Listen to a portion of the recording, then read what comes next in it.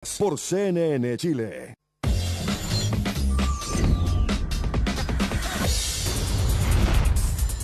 Bueno, estamos aquí conversando en torno a lo que se está sucediendo en Estados Unidos con las elecciones. Ya hay mucho recuento. Lo que está pasando en Texas es infartante. Se ha dado vuelta 2 o 3 veces en cada recuento. La situación: gana el demócrata, gana el republicano, gana el demócrata, gana el republicano. Actualmente es Ted Cruz, el senador. Y Beto O'Rourke, el demócrata, ahora en el último recuento pasó arriba, pero está pasando por encima. Están más o menos 6 millones, 5 millones y algo de votos escrutados, casi el 70% o 60% del total. Y ese es un estado al que hay que mirar. El otro estado que hay que mirar es Florida.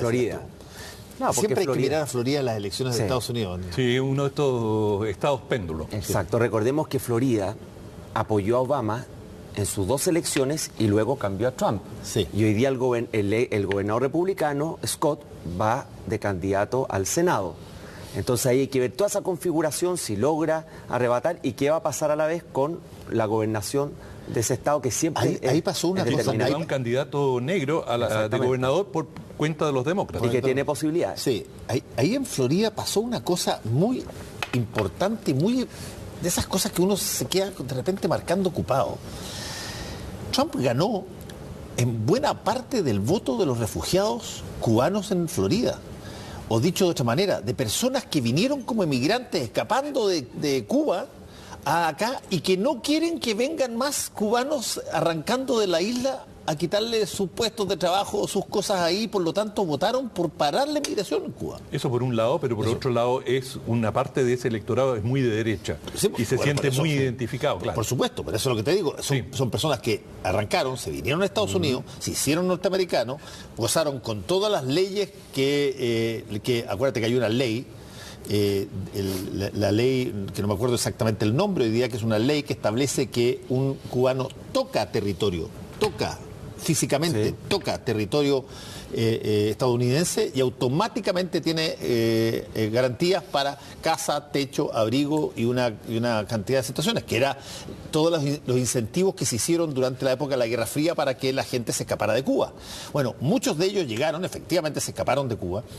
Y cuando Trump plantea muy duramente esto de que hay que parar esta situación ilegal que venía, los cubanos americanos fueron súper duros en decir sí, estamos de acuerdo. Bueno, pero ellos también, te quiero decir que ellos están muy motivados por, digamos, su postura anticastrista, y que, digamos, consideran que Obama, con la normalización de relaciones, había hecho todo esto a cambio de nada, como decían ellos, y que era el colmo. Y bueno, Trump recogió ese discurso de decir: yo a Cuba no le voy a dar todas las facilidades a menos que cumpla con una serie de condiciones, y no ha vuelto a imponer el embargo en las mismas condiciones, pero ha ido endureciendo de manera muy evidente las restricciones a Cuba. De hecho, la votación latina, no tengo la cifra aquí exacta, no fue mala para Trump en su elección. No, fue buena, y sobre todo la votación latina, digamos, trabajadora, de la clase trabajadora, apoyaba firmemente este discurso de protección al trabajador, protección a la industria,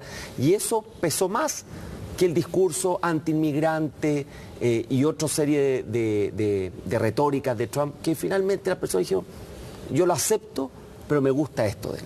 Ahora, lo que tú decías antes, yo lo pongo de la siguiente manera. Si yo te digo, mira, a ver, identifícame la ideología o el giro en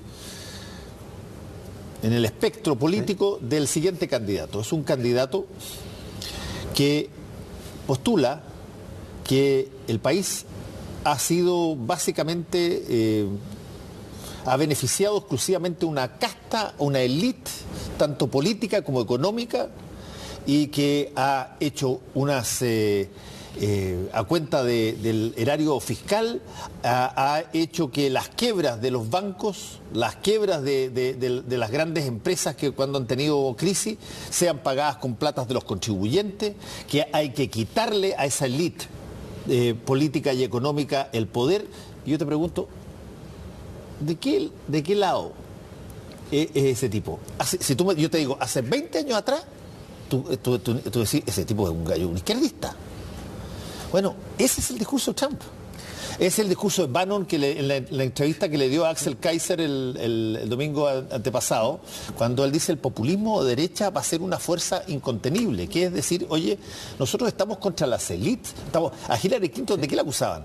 De ser parte de esa elite, de ese establishment. De un establishment, de una casta de político profesional, independientemente de cuál fuera tu signo. Pero esto suena tan familiar porque, digamos, esto que llaman el nacionalpopulismo hoy día tiene ecos muy claros con algo que llamaban el nacionalsocialismo. Sí. Es decir, somos nacionalistas, pero estamos por el socialismo, estamos por la justicia social, y vimos lo que era. Por lo tanto, hay un discurso, hay una narrativa que es atractiva, pero que es totalmente engañosa. De hecho, si uno mira la carta que le envía López Obrador a Trump cuando gana la elección, es una carta que uno dice, es una carta entre compadres políticos, sí, por las características. Y compañero Trump, o no recuerdo textual, yo también estoy del lado de los trabajadores, yo también cumplo mis promesas, y eran casi, como diríamos en términos coloquiales, compinches. Y supuestamente López Obrador está identificado con la izquierda en México y Trump, en teoría, con el Partido Republicano. Y como tú dices, rasgos, características e ideas muy similares. Exactamente. Y por eso es difícil esta elección y la próxima elección presidencial de Estados Unidos basarla, el análisis, en lo que ha pasado históricamente en Estados Unidos, porque el fenómeno de Trump excede al Partido Republicano, excede a los principios. Él compitió mucho con el Partido Demócrata antes de ser republicano. No, y más aún te voy a decir, yo creo que el Partido Republicano es una cáscara que él necesita para poder transitar por la política, porque necesita tener gente afín a él en distintos estados y para eso ganar elecciones. Pero si es que esa cáscara no le sirviera, crearía otra. Porque el mensaje de Trump es tremendamente desdeñante respecto de la política tradicional. Es la antipolítica. Es la antipolítica. No le gusta la política tradicional, no le gusta la institucionalidad, no le gustan los check and balances. O sea, hay una paradoja, porque él, digamos, todo lo que escupe y denosta es exactamente lo que es él. Es decir, él dice, la demagogia. Pero no hay... Él es la personificación de la demagogia. Su narrativa no guarda ninguna relación con muchas de las cosas que está haciendo. Y sin embargo, ha sido exitoso. Ha sido exitoso, por ejemplo, en todas estas renegociaciones de tratados, me refiero a los tratados comerciales. El NAFTA, y bueno, por ejemplo. Y le impone a Canadá condiciones que Canadá, bueno, se comió el sapo nomás. Sí, pues. A los mexicanos también. Les cambió completamente las condiciones y le limitó la industria automotriz. Y eso al interior de Estados Unidos cala hondo. Pero por que agarre y los sienta y los da vuelta. Bueno, a los coreanos del sur, y ahora los chinos lo está poniendo, es decir, y los chinos están empezando a mostrar signos de preocupación real. Por lo tanto, él tiene algunos éxitos para exhibir y dice, bueno, ahí estaba, pues yo les decía, estos políticos tradicionales no saben negociar. Yo sé negociar, yo sé ser duro y voy a usar el poder de Estados Unidos al máximo. Pero ojo, eso rinde a corto plazo.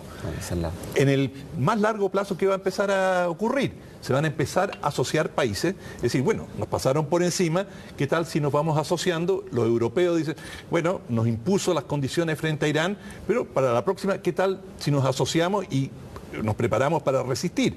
Y por lo tanto, Estados Unidos también va a empezar a recibir una factura y va a tener que pagar por todo esto, estas imposiciones. Yo creo que Canadá, después de la humillación a la cual ha sido sometido, yo creo que Canadá lo va a pensar dos veces antes de acompañar a Estados Unidos a la próxima aventura militar, cosa que los canadienses han hecho siempre. Todas. Y claro, y yo creo que la próxima vez, si Trump le dice a Trudeau, oye, tienes que venir conmigo, Trudeau le va a decir, oye, pero tú no invocaste la seguridad nacional de Estados Unidos para parar mis exportaciones. ¿En qué estamos? Y eso yo creo que le va a empezar a pasar en forma creciente, va a haber una resistencia, estoy hablando a nivel internacional. Y también a nivel nacional, finalmente, algunas de las promesas las ha cumplido, pero son promesas de corto plazo, es decir, ha logrado pleno empleo, ha logrado... Es un personaje, convengámoslo, sí, es un personaje políticamente extraordinariamente atractivo.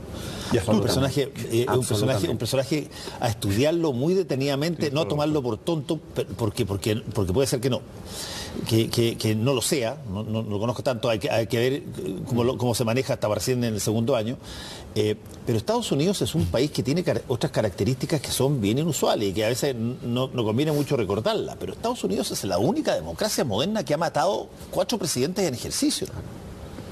No hay otro. ¿Qué quieres decir con eso? No, lo que estoy diciendo es que lo que estoy diciendo es que cuando se crispan las cosas en Estados Unidos, cuando se crispan, y este gallo es el guaripola de la crispación. Sí. Porque provoca, y provoca hábilmente, comunicacionalmente. Cuando se crispan las cosas, y están bien crispadas en el mundo en general, no solamente en Estados Unidos, la resultante histórica de Estados Unidos ha sido la violencia. Y así lo estaba diciendo 2 o 3 personas más, incluyendo el premio Nobel, ¿cómo se llama? Paul Sommer. Sí, en el New York Times, que decía, cuidado, porque esto lo hemos visto antes, cuando estamos a estos niveles de donde en las calles nos encontramos a los charchazos, esto en algún momento dado sale con una suerte de milicia. Ahora Fernando, respecto al Partido Republicano, el Partido Republicano también ha tenido un cierto proceso de fraccionamiento. Recordémoslo, el Tea Party, cuando las bases se distancian de la clase política más tradicional republicana. Y eso también explica un poco el fenómeno de Trump, porque hablamos del Partido Republicano como que fuera una sola idea, una sola visión, y también tiene sus propios movimientos y bloques internos. Y en el tema de sus enemigos, entre comillas, en vez de adversario en este lenguaje más radicalizado, yo creo que ha sido hábil en elegir bien, porque hábil me refiero comunicacional y políticamente, no en los resultados de largo plazo del país, porque elegir como adversario a China, eso genera adhesión en Estados Unidos. En términos de la guerra comercial y el discurso de que China tiene prácticas abusivas, eso sí lo cree el americano. Sí. Si cree que hay robo de propiedad intelectual, sí, claro. Si cree que con su objetivo de ser el líder tecnológico de aquí al 2050 se está aprovechando de la empresa americana, o que el gobierno chino subsidia a su empresa, eso toca una fibra importante en cierta base electoral, y eso lo capitaliza Trump. Yo iría más lejos, Jorge, porque yo creo que en eso ya es bipartidista. Yo creo que los demócratas en eso lo apoyan. O sea, hay un sentimiento en Estados Unidos. A mí me tocó tener reuniones con altos oficiales estadounidenses que venían a Chile y me organizaron, me invitaron a participar ahí, y lo único que les interesaba era China. Sí. ¿Cómo está China? ¿En qué está China? En fin. Y lo que hay detrás de esto, esta guerra comercial, yo creo que no es guerra, pero esta fricción comercial es una, ¿cómo te diría? En vez de tener un conflicto armado, esta es la forma en que Estados Unidos quiere frenar a China. Es decir, Estados Unidos ve que China está creciendo, ya es la segunda economía del mundo, y que si las cosas siguen por el curso actual, Estados Unidos en algún momento se va a ver enfrentado, y que puede, digamos, en términos de perder la hegemonía internacional. Y Estados Unidos, como ningún poder, está dispuesto a hacerlo. Y por lo tanto, esta embestida para parar a China con todos estos argumentos, y algunos de ellos son reales, es decir, nadie duda que los chinos se apoderan de tecnología, que los chinos, digamos, tienen prácticas desleales de competencia. Sí. Perdona, China es una dictadura.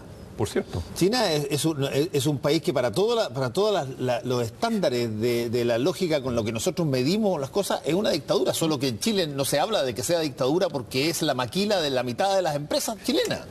Y por lo tanto, ahí se opta por el pragmatismo. Ahí se opta por el pragmatismo, y ahí se opta por tratar de taparse un ojo y decir que las cosas morales y éticas no tienen que entrar en la economía.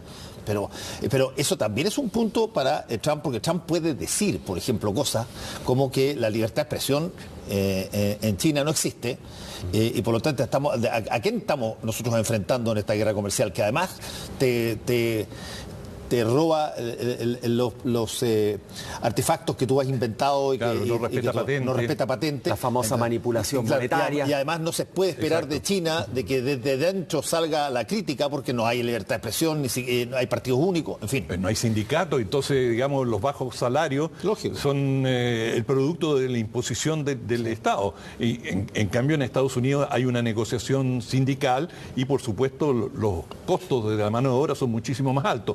Y eso ya es suficiente para decir aquí hay competencia desleal. Pero dicho todo esto, acá hay otra esfera, que es la esfera de Estado y de los intereses de Estado, en los cuales Estados Unidos siente una amenaza.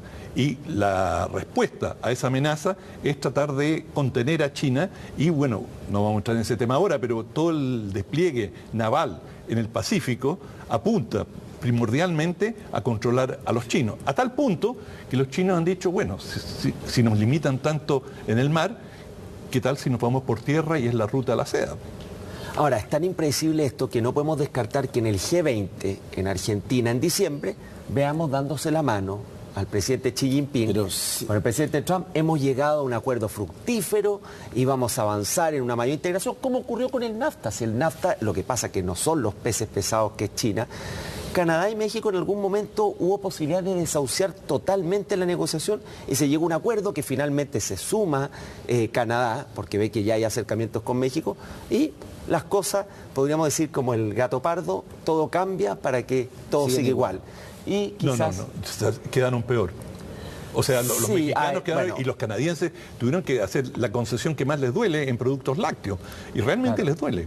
Claro, pero sí, ahí podemos entrar a una discusión, pero en el fondo también, en este tema de las tensiones comerciales, también los países, la Unión Europea, China, también tienen deudas pendientes de integración, etcétera. Canadá también tiene algunas industrias que protege, no el caso de México, que no ocurría, pero en fin. Me están dando algunos datos. Sí. Si me los puedes dar con detalle, sería bueno, Claudio, estoy hablándole a mi editor. La fuente de todo conocimiento.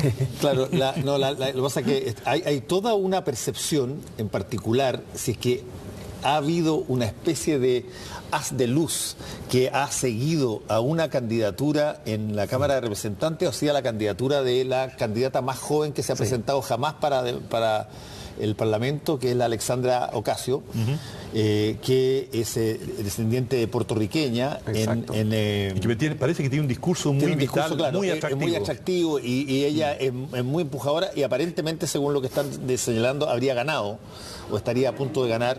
Eso también marca algo dentro del Partido Demócrata. O sea, hay un viraje a la izquierda en un sector importante del Partido Demócrata.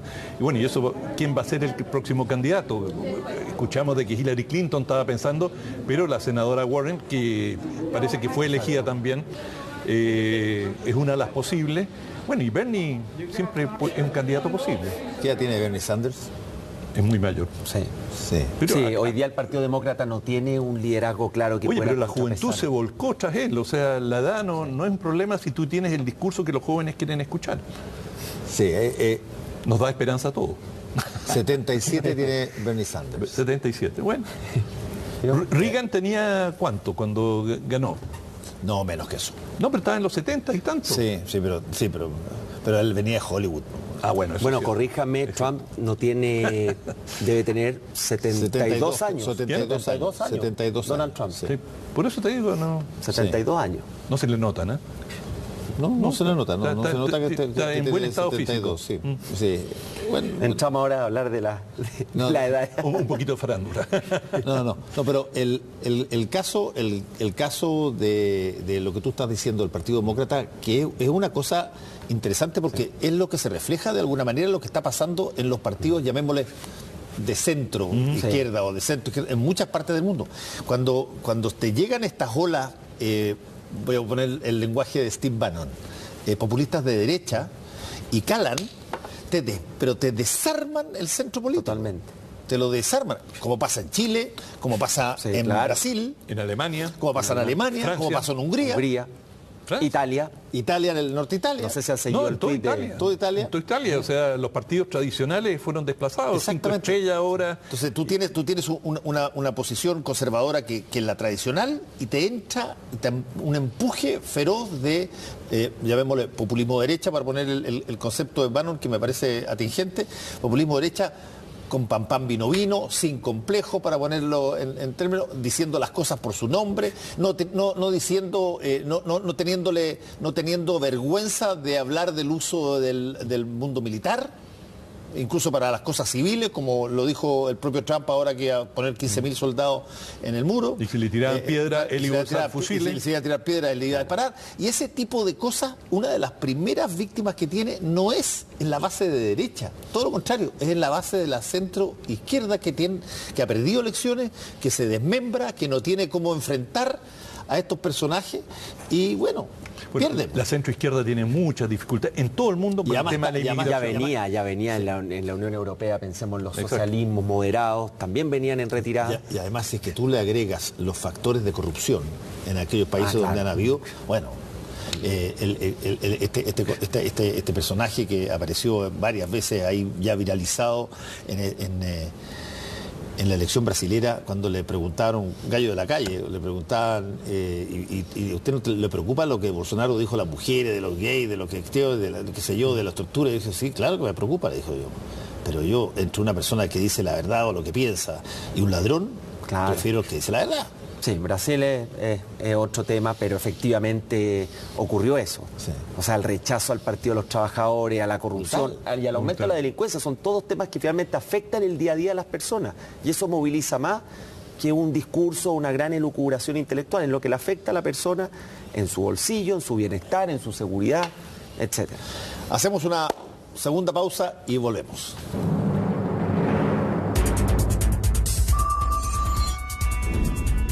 A ti, que cada día tomas importantes decisiones en tu empresa, BTR Negocios te da la tranquilidad para que lo hagas, porque entregarte las herramientas para que sigas avanzando es nuestro compromiso.